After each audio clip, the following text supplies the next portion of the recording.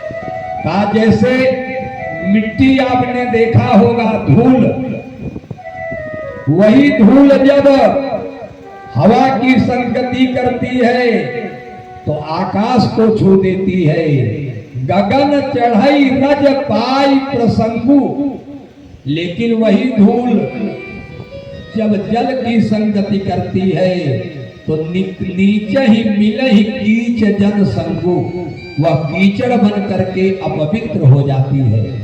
तो आप संग कहाँ है आपका? बड़ा सुंदर प्रश्न किया कि किम श्रेय, संसार में सबसे श्रेष्ठ क्या है, क्या श्रवणीय है, क्या सुना जाए, क्या ग्रहण किया जाए। और शास्त्र सार है कह, समस्त शास्त्रों का सार क्या है? सुखदेव स्वामी ने कहा, राजन सबसे पहले तो कथा सुनने का नियम जान लो कि कथा कैसे सुननी चाहिए। यह नहीं है कि 2 मिनट यहां बैठे फिर आपका मन नहीं लगा, कथा से उठ करके चले गए। कथा सुनने का नियम सबसे पहले सुखदेव ने बताया। कहा जितासनो, कथा का नियम है कि आसन को जीत लो, एक आसन पर बैठ करके कथा सुनो। जित श्वासो, प्राणायाम के द्वारा श्वास को जीत लो, क्योंकि यह संसार क्षणभंगुर है, कब जीवन छूट जाए कोई जान नहीं सकता। कि जाने कब राग सादगी ले ले, जाने कब रूप गंदगी ले ले, कर ले हरि का भजन अरे प्यारे, जाने कब मौत जिंदगी ले ले। यह जीवन हमारा कब छूट जाए इसको कोई जान नहीं सकता। इसलिए जित श्वासो, दूसरा नियम बताया, प्राणायाम के द्वारा अपनी आयु को बढ़ाओ। और जित संगो, कुसंग से बचो, संग को जीतो, असंग में, असंग के संग में मत जाओ। जितेंद्रिय, इंद्रियों पर निग्रह करो। अगर इतना जीत लिया तब कथा में बैठने के अधिकारी हैं। का महाराज ये जो संसार है, ये संसार तो आदमी जब संसार में आता है तो उसकी आयु मानो अगर 100 साल है तो 100 साल में वह 50 साल तो सोने में व्यतीत कर देता है। निद्रया ह्रियते नक्तम व्यवाये न चया वयः, दिवाचार थे हया राजन, कुटुंब वरणे नवा। 50 साल सोने में व्यतीत कर देता है, परिवार के भरण पोषण में व्यतीत कर देता है, और धीरे धीरे अंतिम समय आ जाता है। तब उसको लगता है कि मैंने व्यर्थ में ही जीवन को गवा दिया, जिसलिए यह जीवन हमको प्राप्त हुआ था, इस जीवन का उद्देश्य पूरा नहीं हुआ। जीवन का उद्देश्य क्या है? कि भगवान के भजन में, भगवान की सेवा में, भगवान की कथा में अपने मन को लगा दिया जाए। यही जीवन का सबसे बड़ा उद्देश्य है। कहा के अवतारा, भगवान के कितने अवतार हुए? तो मुख्य रूप से 10 अवतार हैं, लेकिन भगवान ने 24 अवतार लिए। पहला अवतार लिया भगवान ने सनकादि ऋषियों का। सनक, सनंदन, सनातन और सनत कुमार, सनकादि अवतार लेकर के भगवान ने ब्रह्मचर्य का उपदेश दिया। दूसरा अवतार भगवान ने लिया बारह अवतार। 12 अवतार लेकर के भगवान ने पृथ्वी को सुरक्षित किया। तीसरा अवतार भगवान ने लिया नारद का। नारदावतार लेकर के भगवान ने जगत में भक्ति को स्थिर किया, भक्ति को प्रतिपाद्य किया। चौथा अवतार हुआ भगवान का नर नारायण का। इस अवतार को लेकर के जगत के लोगों को बताया कि तपस्या करके ही जीवन से मुक्त हो सकता है प्राणी। भगवान का पांचवा अवतार हुआ ज्ञानावतार। कपिल देव के रूप में भगवान ने ज्ञान का अवतार लिया। छठवें अवतार में भगवान ने दत्तात्रेय का अवतार लिया, जिसकी कथा 11वें स्कंध में आपको सुनाई जाएगी।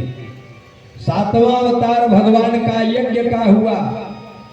आठवां अवतार ऋषभदेव का हुआ। 9वां अवतार पृथु का हुआ। 10वां अवतार मत्स्य का हुआ। मत्स्यावतार लेकर के भगवान ने बीज को सुरक्षित किया, संस्कृत की रक्षा किया।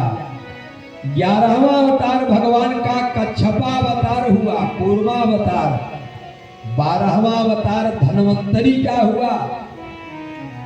अमृत का कलश लेकर के भगवान उपस्थित हुए और अमृत का पान देवताओं को कराया, राक्षसों को वंचित किया। इससे यह शिक्षा मिलती है कि समाज में अमर होने के पात्र वही हैं जिसके जीवन में सत्संग है, जिसने भगवान का भजन किया है, वही संसार में अमर हो सकते हैं। अगर पाखंडी अधर्मी व्यक्ति अमर हो गए तो संसार की हानि होगी, कल्याण नहीं होगा। भगवान ने 13वां अवतार मोहिनी का लिया। 14वां अवतार भगवान ने नरसिंह का लिया। 15वां अवतार भगवान का वामन का हुआ। 16वें अवतार में भगवान ने परशुराम का अवतार लिया। 17वां अवतार भगवान का व्यास का हुआ, जिसकी कथा आप श्रवण कर रहे हैं। व्यासोच्छिष्टः जगतः सर्वम्। शास्त्र कहता है कि पूरा संसार ही व्यास की जूठन है। एक बार गोस्वामी तुलसीदास जी, एक बार स्वामी विवेकानंद जी महाराज पहुंच गए अमेरिका। तो अमेरिका में उनको एक लाइब्रेरी में ले जाया गया।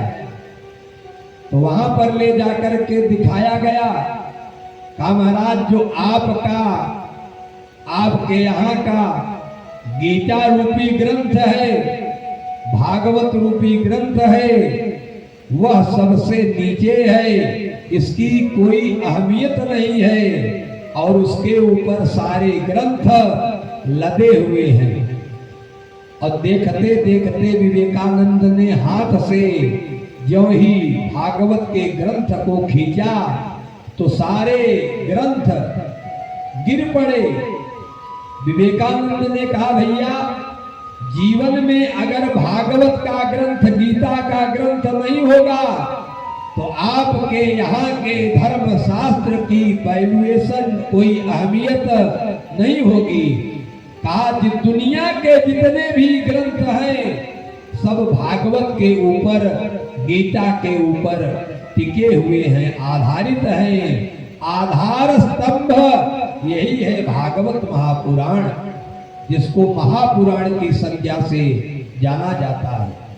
18वां अवतार भगवान ने लिया श्री राम के रूप में, और श्री राम के रूप में अवतार लेकर के भगवान ने आदर्श पुरुष की स्थिति को, समाज को बताया। प्रसन्नता में मुखाम्बुजस्तथा न ममले बनवासु दुखतः, राज्य पाने के बाद जो प्रसन्न न हो और वनवास का संदेश सुन करके जो दुखी न हो, वही राम हो सकता है। समाज में अनुशासन की शिक्षा भगवान ने दिया। 19वां अवतार भगवान का बलराम के रूप में हुआ। 20वां अवतार भगवान ने कृष्ण के रूप में लिया, जिसके चरित्र की चर्चा में कल हम आप लोग चौथे दिवस से प्रवेश करेंगे। अभी तक तो भागवत में भगवान के भक्तों की कथा चल रही है। भगवान की कथा चौथे दिन से आती है, क्योंकि भगवतः इदम भागवतम, जो भगवान के भक्तों की कथा है उसी को भागवत कहते हैं। 21वां अवतार भगवान का हरि के रूप में हुआ। 22वां अवतार भगवान का हंस के रूप में हुआ। 23वां अवतार भगवान का बुद्ध के रूप में हुआ और 24वां अवतार भगवान का कल्कि के रूप में होगा, जिसके विषय में बताया गया कि उड़ीसा के संबलपुर में कल्कि भगवान का 24वां अवतार होगा।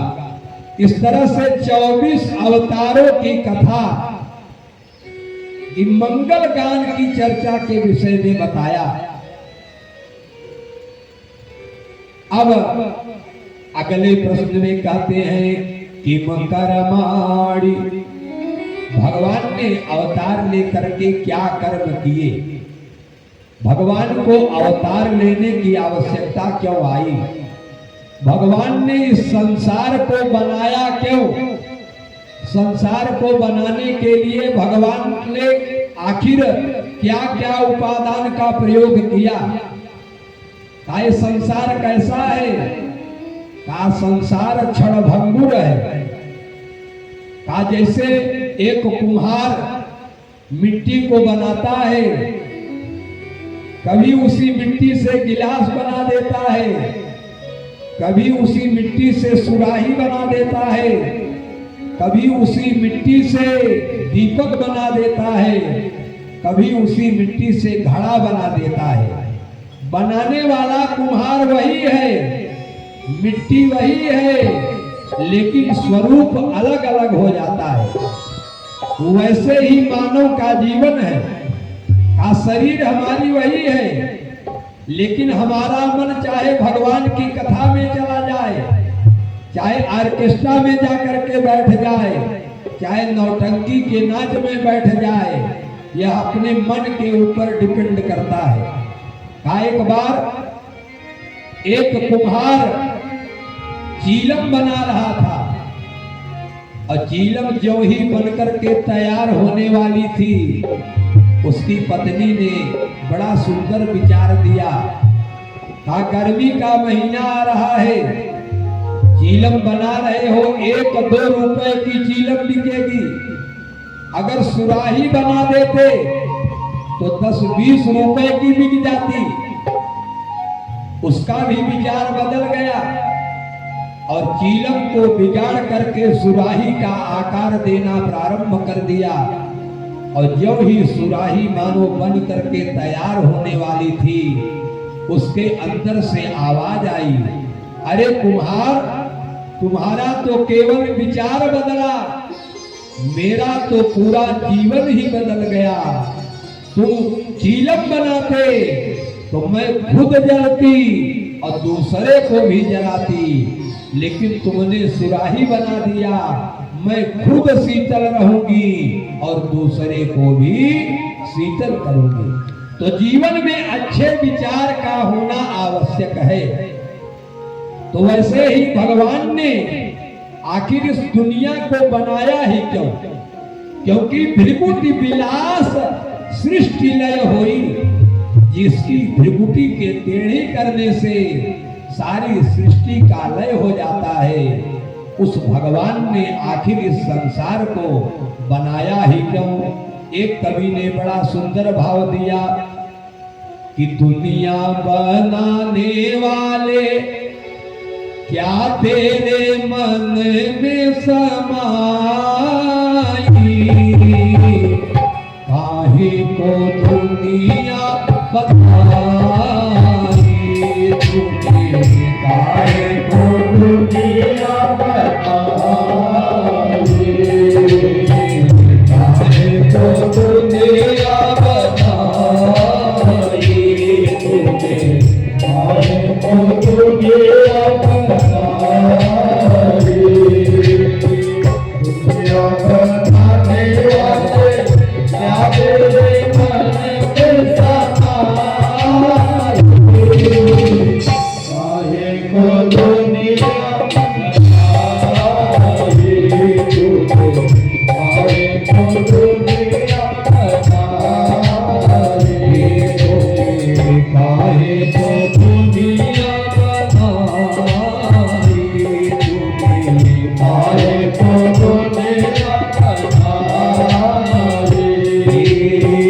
काहे बनाए तूने माटी के पुतले, काहे बनाए तूने माटी के पुतले, धरती प्यारी मुखड़े उजले, धरती प्यारी मुखड़े उजले, काहे बनाया तूने दुनिया का मेला, काहे बनाया तूने दुनिया का मेला, जिसमें लगाया जवानी का मेला, जिसमें लगाया जवानी का मेला, छुप छुप तमाशा देखे वाहे तेरी खुदाई, काहे को दुनिया बताई तुझे, काहे को दुनिया बताई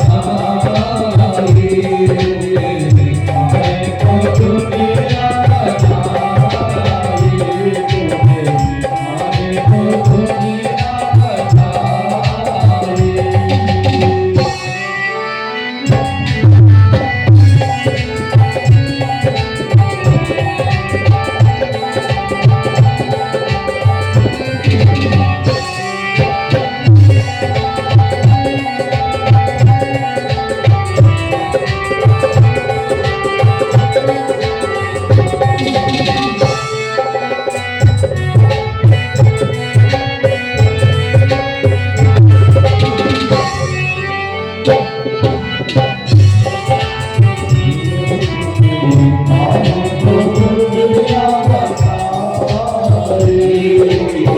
काहे को दुनिया बताई तुझे, काहे को दुनिया बताई।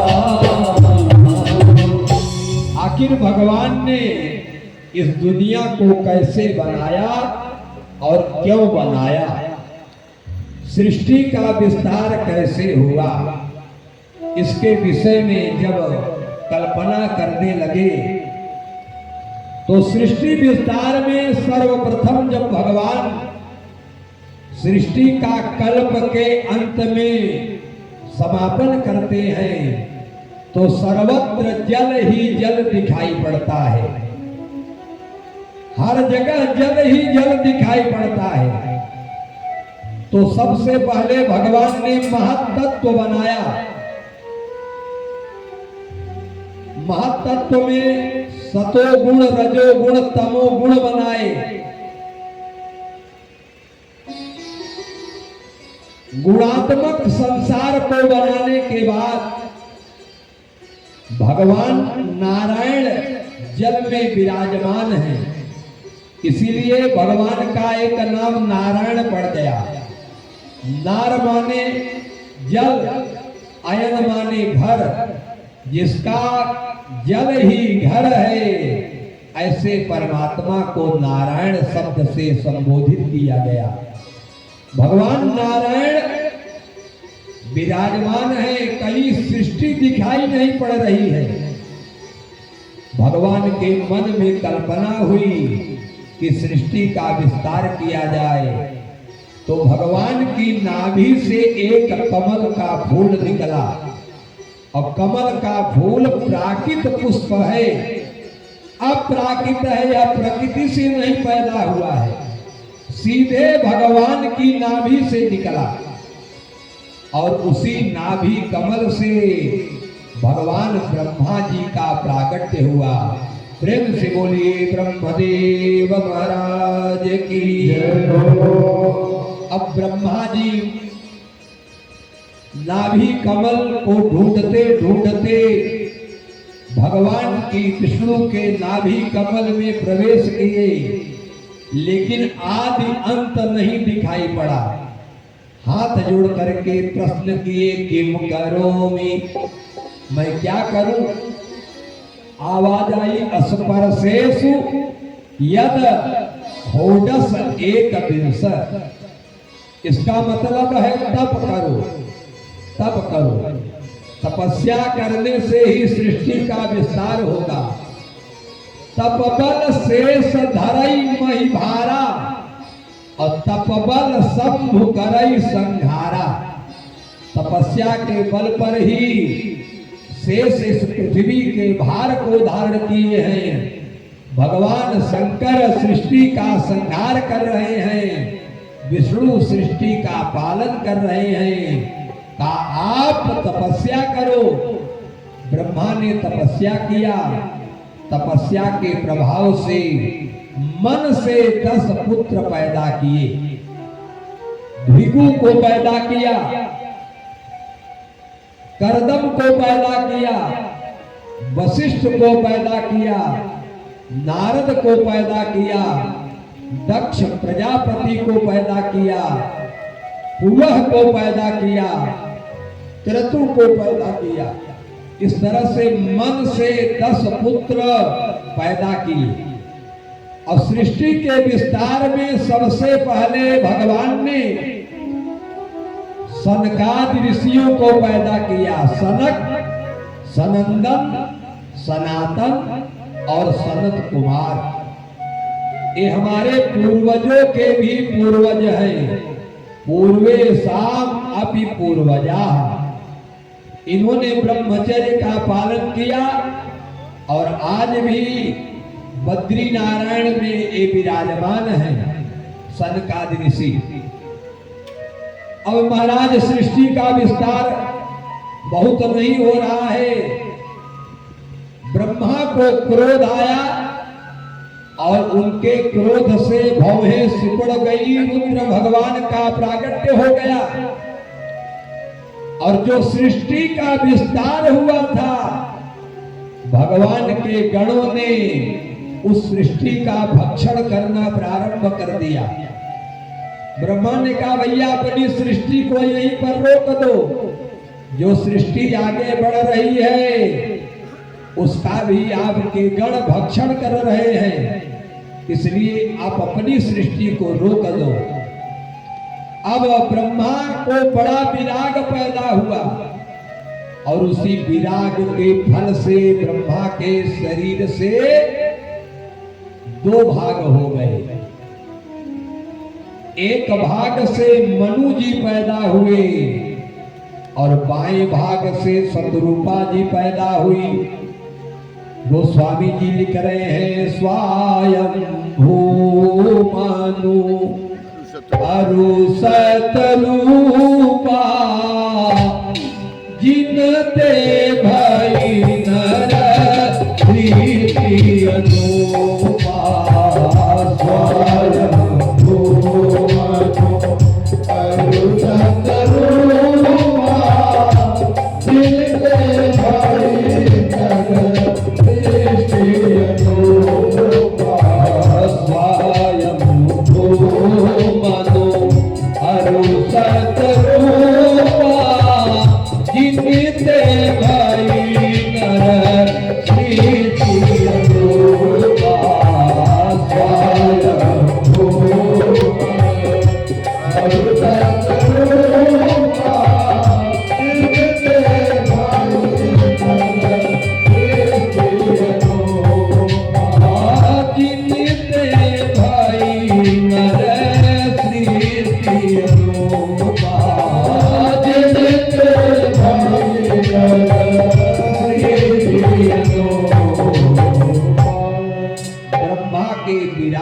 से शरीर के दो भाग हो गए।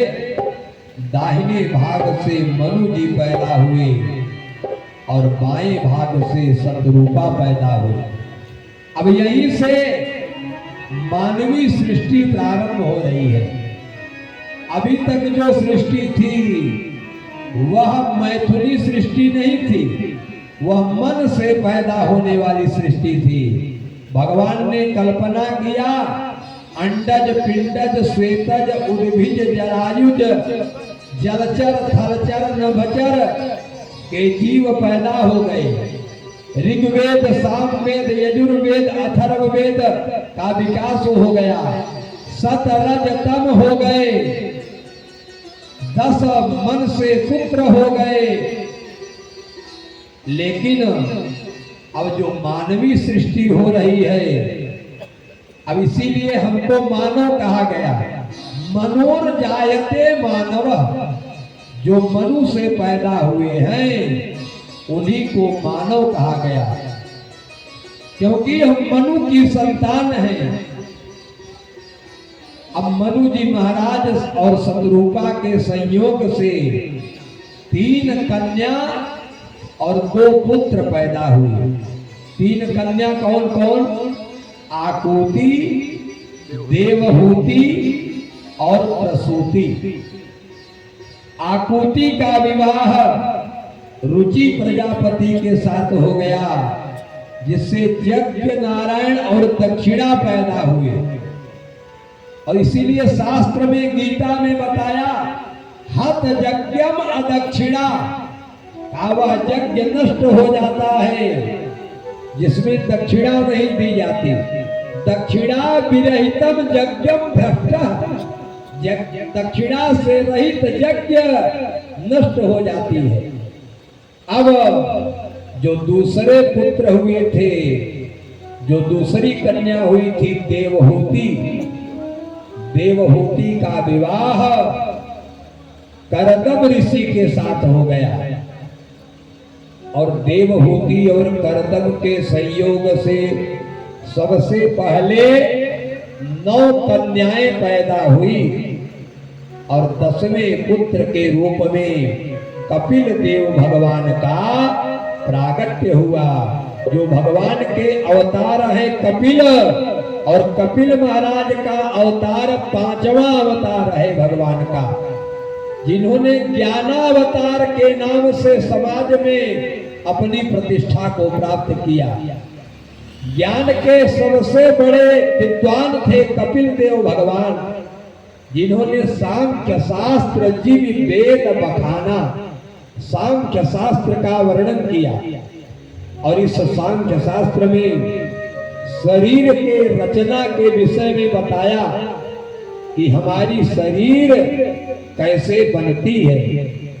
तो शरीर के विभाजन में, शरीर की रचना में कई नियम बताए गए हैं। कुछ लोग कहते हैं कि शरीर 5 तत्वों से बना है। छित जल पावक गगन समीरा, पंच रचित अति अधम शरीरा। तो यहाँ पर एक प्रश्न उठता है कि अगर यह शरीर अति अधम है, तो यह शरीर अगर अधम ही है, तो दूसरी जगह लिख रहे हैं बड़े भाग्य मानुष तन पावा, कि जब परमात्मा बहुत कृपा करता है, जब बहुत भाग्य होता है, तब हमको मानव का तन मिलता है। अब मानव के तन को अति अधम बताया गया, तो जब परमात्मा बहुत कृपा किया तो यही अधम तन ही उसको प्रदान करना था। अगर यह तन अधम ही है तो इसमें भगवान की कृपा की बात कहां से आ गई? तो कहा यह तन तो अधम ही है, लेकिन अगर यह तन भगवान की कथा में बैठ गया, भगवान के गुणानुवाद में बैठ गया, भगवान की परिचर्या में बैठ गया, तब यह तन धन्य हो जाता है। क्योंकि आगे फिर लिख रहे हैं कि बड़े भाग्य पाई सत्संगा, जितने भाग्य से यह तन मिलता है, उतना ही भाग्य जब और होता है तब हमको सत्संग की प्राप्ति होती है। आज जो हमारे ग्रंथ हैं, इन ग्रंथों में भी प्राण है। का पहले ब्राह्मणों में बड़ा वैमनस्य था। एक बार एक राजा के यहाँ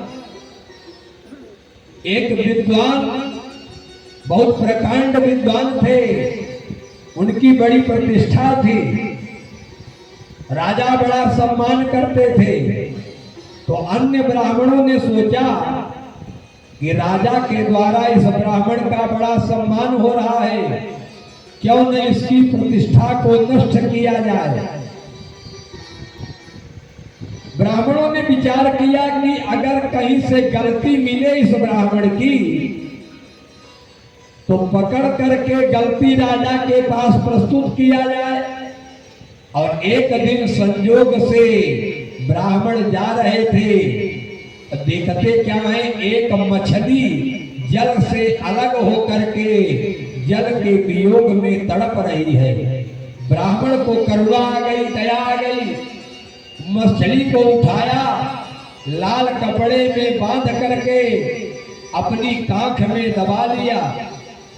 और ब्राह्मणों ने देख लिया, सोचा कि अच्छा समय है, राजा से जाकर के कहेंगे कि यह ब्राह्मण तो मांस भोजी है, मांस खाता है। अब सारे ब्राह्मण पहुंच गए राजा के पास। कहा, महाराज, जिसकी आप प्रशंसा करते हैं, जिसकी प्रतिष्ठा करते हैं, यह ब्राह्मण तो मांस भोजी है। राजा ने कहा, ऐसे कैसे मान ले, बिना जाने